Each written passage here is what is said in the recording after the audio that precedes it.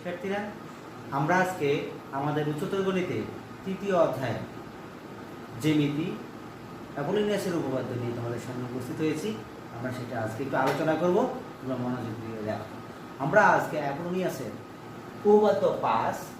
অ্যাপোলোনিয়াসের উপপাদ্যটি হলো ত্রিভুজের যে কোনো দুই বাহুর উপর অঙ্কিত ক্ষেত্রদ্বয়ের ক্ষেত্রফলের সমষ্টি। কি বলেছে? ত্রিভুজের যে কোনো দুই বাহুর উপর, ত্রিভুজের কয় বাহুর উপর? যে কোনো দুই বাহুর। আমরা আগে ত্রিভুজটা এঁকে নেই। ত্রিভুজটা ধরো এরকম,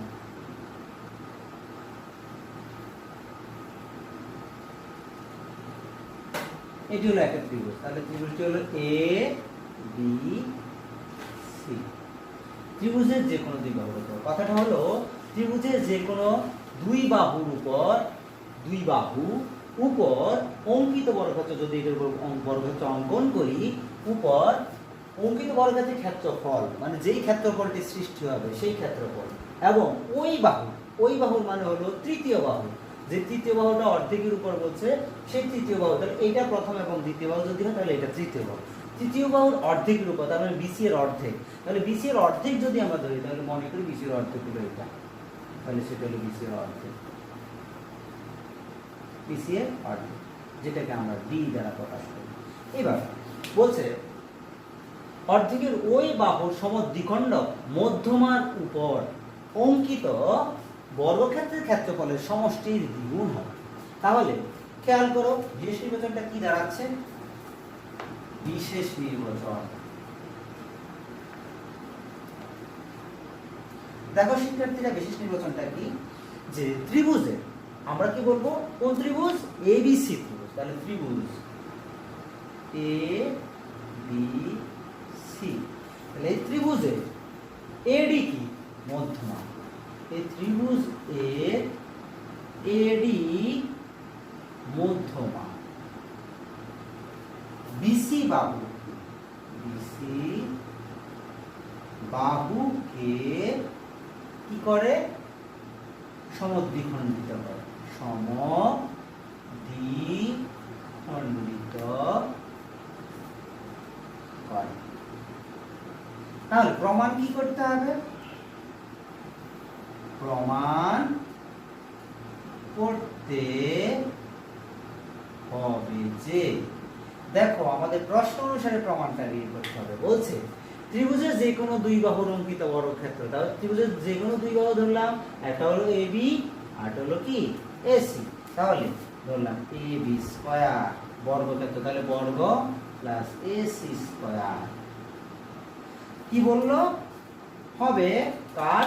তৃতীয় বাহুর অর্ধেকের উপর। তাহলে তৃতীয় বাহুর অর্ধেক হলো কে? ডি, মানে ডি বিন্দু যদি হয়, তাহলে অর্ধেকের উপর হলে আমাকে বলছে অর্ধেকের উপর, তার মানে এডি স্কয়ার বলছে অর্ধেকের উপর, এবং ওই বাহুর সমদ্বিখণ্ডক। তাহলে ওই বাহু হলো কোন বাহু? এই বিসি বাহু। ওই বাহুর সমদ্বিখণ্ডক মধ্যমা উপর, এই মধ্যমা এডি স্কয়ার এর উপর অঙ্কিত বর্গক্ষেত্রের ক্ষেত্রফলের সমষ্টি সমান। তাহলে তৃতীয় বাহুটা হলো কে? বিসি। তাহলে যদি হয় তাহলে আমরা এখানে কি লিখবো? AD square plus D square কত?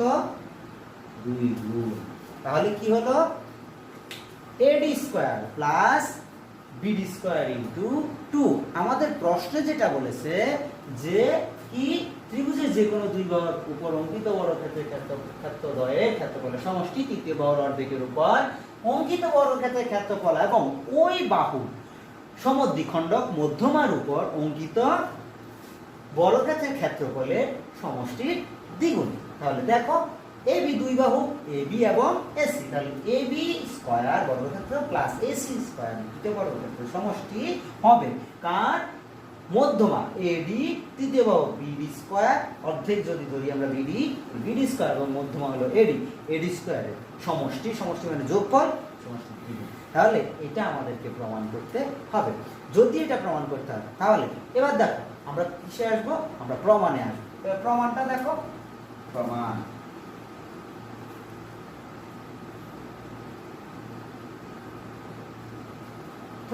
তাহলে প্রমাণ করতে গেলে আমাদের প্রথমে কি করতে হবে?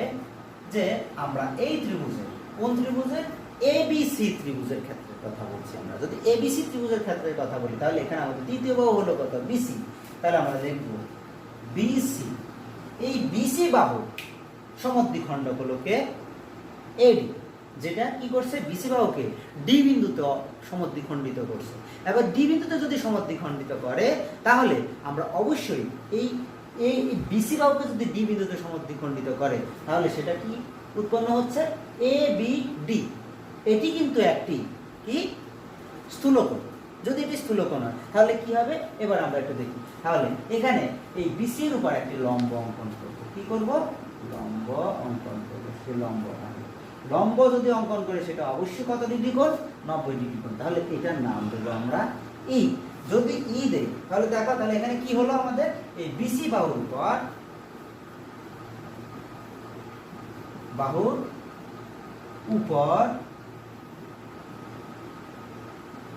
লম্ব কি অঙ্কন করি? ই অঙ্কন করি। তাহলে আমরা কি করলাম? প্রথমত বিসি বাহুর উপর এই লম্ব অঙ্কন করলাম। যদি এই লম্ব অঙ্কন করি তাহলে কি দাঁড়ালো? এখানে এটা একটা ত্রিভুজ সমকোণী, এটা একটা ত্রিভুজ সমকোণী হয়ে গেল। কিন্তু আমাদের এখানে সমদ্বিখণ্ডক হিসেবে আমরা মধ্যমা কি ব্যবহার করেছি? এডি ব্যবহার করেছি। তাহলে সেই সূত্র অনুসারে যদি আমরা ব্যবহার করি তাহলে এখানে আমরা কি পাচ্ছি? বিসি বাহুর উপর লম্ব ই অঙ্কন করলাম। পরবর্তী ক্ষেত্রে আমরা যদি ধরি তাহলে আমরা ত্রিভুজ প্রথম অংশটাকে ধরলাম এরা এ বি ডি ত্রিভুজ। দেখো তাহলে এখানে লিখি, এখানে ত্রিভুজ K B D, A B D, A B D. এই ত্রিভুজ ক্ষেত্রে এত এ কি হলো? এ ডি বি কোণ। এ ডি বি কোণ। যদি এ ডি বি কোণ হয় তাহলে এ ডি বি কোণটা কি কোণ বলেছি? স্থূলকোণ।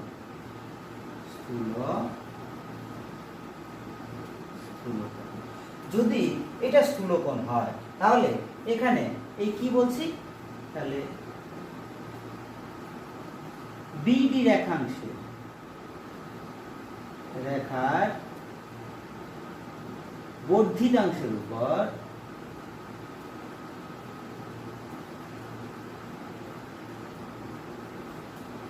কি বলেছি?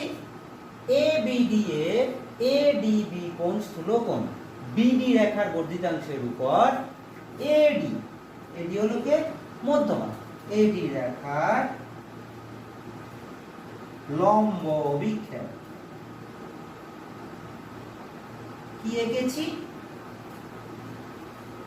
লম্ব অভিক্ষেপ কি এঁকেছি আমরা? এ ই অঙ্কন করলাম। কি লিখবো আমরা? লম্ব অভিক্ষেপ হলো এতটুকু ডি। লম্ব অভিক্ষেপ ডি। যদি এটা হয় তাহলে আমরা এখানে এই এতটুকু যদি ধরে দেন, এটা একটা ত্রিভুজ হচ্ছে, এ ডি ই এটা একটা ত্রিভুজ। তাহলে এটা যদি স্থূলকোণ হয়, এই স্থূলকোণের সূত্র অনুসারে যদি উপপাদ্যের সূত্র অনুসারে আমরা লিখি তাহলে লিখবো এখানে স্থূলকোণের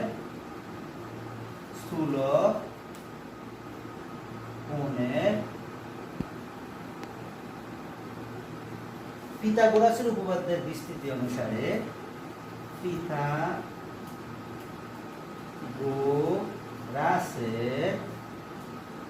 উপপাদ্যের বিস্তৃতি অনুসারে আমরা পাই কি পাই? আমরা দেখি আমরা পাই সূত্রটা কি। তাহলে সূত্রটা হলো যদি এই ত্রিভুজ তাহলে আমরা সূত্র ধরব এ বি স্কয়ার সমান, সূত্র হবে কি? এ বি স্কয়ার যদি হয় তাহলে হবে কি? A D square plus B D square. যদি স্থূলকোণ হয় প্লাস 2 ইনটু কি হবে? 2 ইনটু বিডি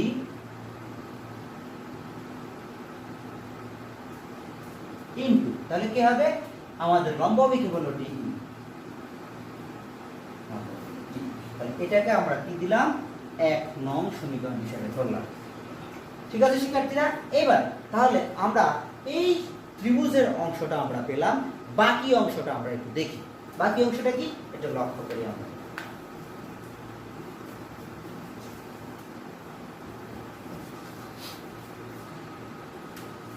আবার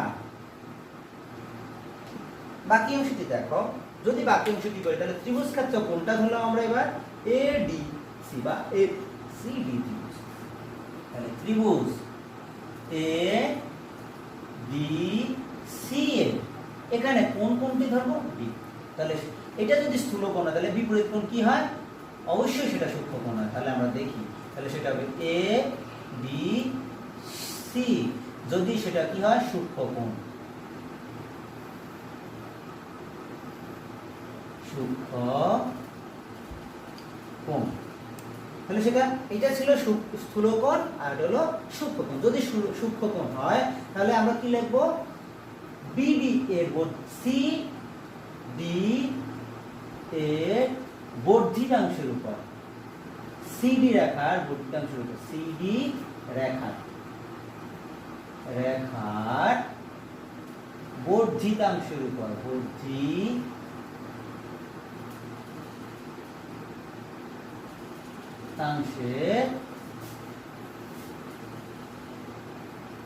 উপর কি হলো? বর্ধিতাংশের উপর আমরা কি লিখবো? এডি এর লম্ব অভিক্ষেপ, এ ডি এর লম্ব অভিক্ষেপ। অভিক্ষেপ কি? সেখানেও ডিই। যদি লম্ব অভিক্ষেপ ডিই হয় তাহলে আমাদের স্থূলকোণের সূত্র অনুসারে কি পিথাগোরাসের সূত্র অনুসারে সূক্ষ্মকোণ, এটা হবে সূক্ষ্মকোণ। সূক্ষ্মকোণের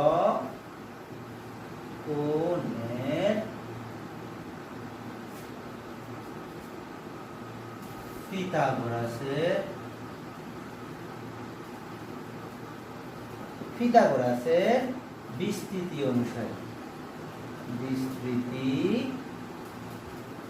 অনুসারে, আমরা পাই,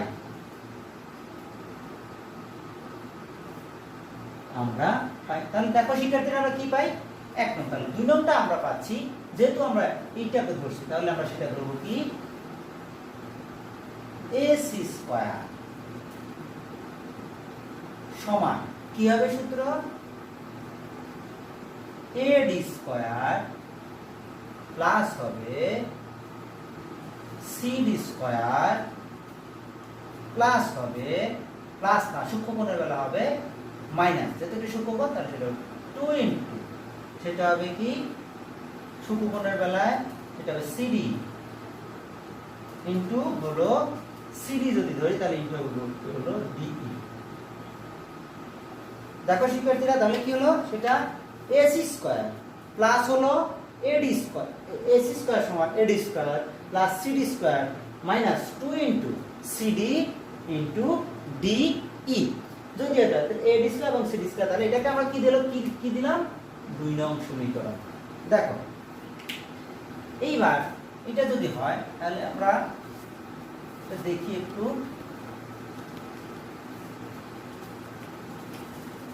1 যোগ 2 নং মানে যোগ করে পাই। 1 নং ও 2 নং সমীকরণ কি করে পাই? যোগ করে পাই। তাহলে যোগ করে পেলে কি দাঁড়ায়? 1 নং সমীকরণ ছিল এটা, তাহলে সেটা হবে এ বি স্কয়ার, আমরা বাম পক্ষ যোগ করি, প্লাস এ সি স্কয়ার। তাহলে A B square plus A C square যদি হয় তাহলে আমরা সমান সমান এখানে লিখবো কি? A D square plus C D square, তারপরে এই পাশে লিখবো plus A D square plus হলো বি ডি স্কয়ার, প্লাস কি দাঁড়াচ্ছে? প্লাস হলো 2bd ইনটু ডিই, মাইনাস হবে 2cd ইনটু ডিই। আমরা এখানে চিত্রটা আমরা একটু দেখে নেই।